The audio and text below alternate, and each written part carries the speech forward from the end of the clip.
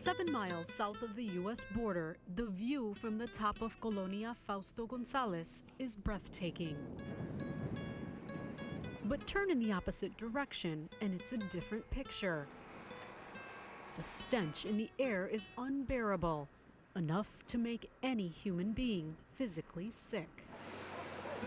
That's because this is the city dump, filled with tons and tons of garbage.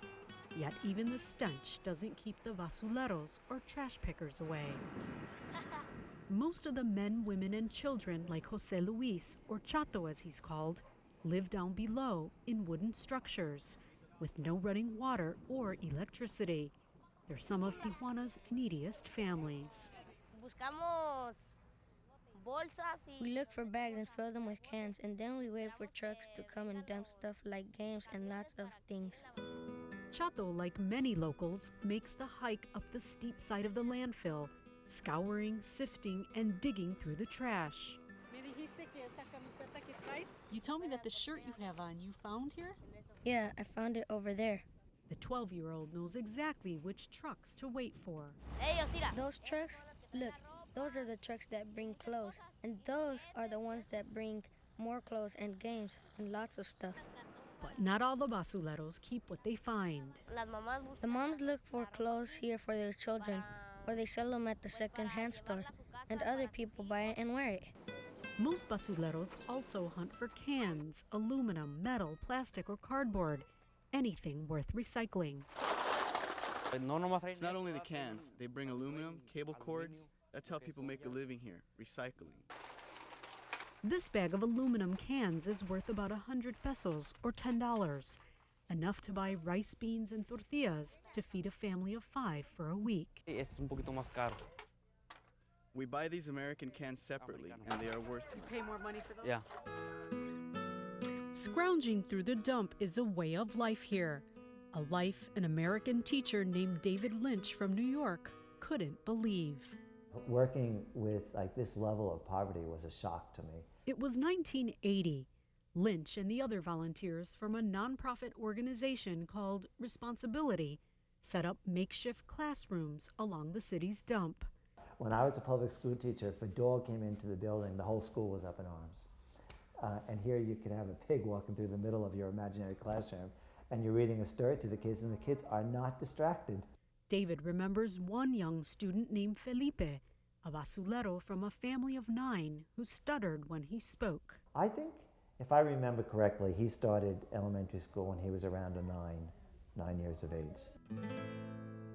Lynch founded his own chapter of Responsibility, the same nonprofit group which brought him here many years ago.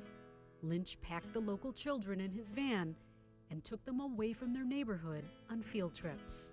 I can remember taking these kids to restaurants and asking if we can go and see the kitchen, just to give the kids an idea. Look, there's a guy who cooks, there's a guy who cleans, there's a manager, those kinds of things. We used to do that.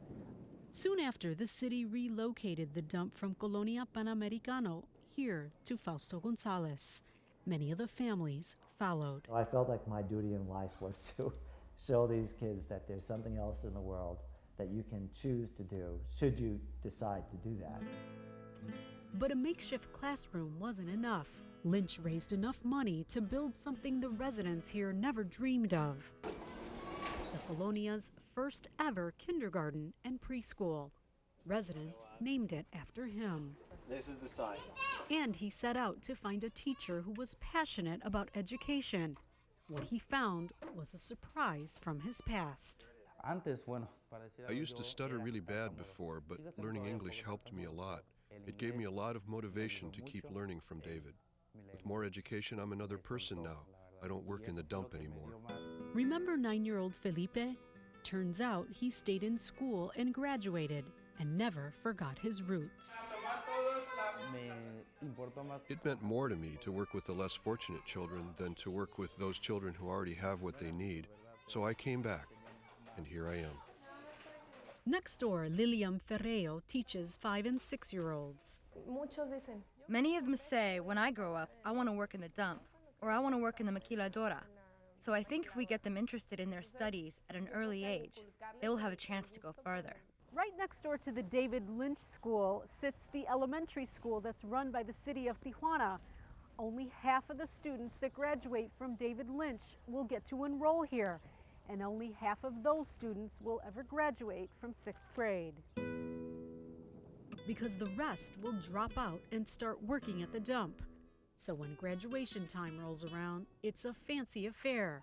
25-year-old Berenice Rodriguez spent most of her life here as a basurera until recently. She never finished high school either.